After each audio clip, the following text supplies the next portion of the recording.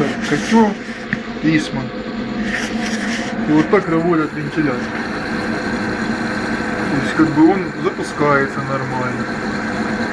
Но вот такой какой-то тарахтение наблюдается. А если вот нажать чуть-чуть на ось, во время работы, вот туда и надавить вниз, раз пропадает. И потом опять возобновляется. Опять если нажать,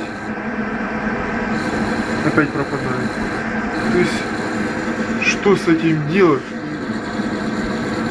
Кто здесь виноват? Это подшипник виноват? Или в тот задний подшипник? Либо так оно и должно работать.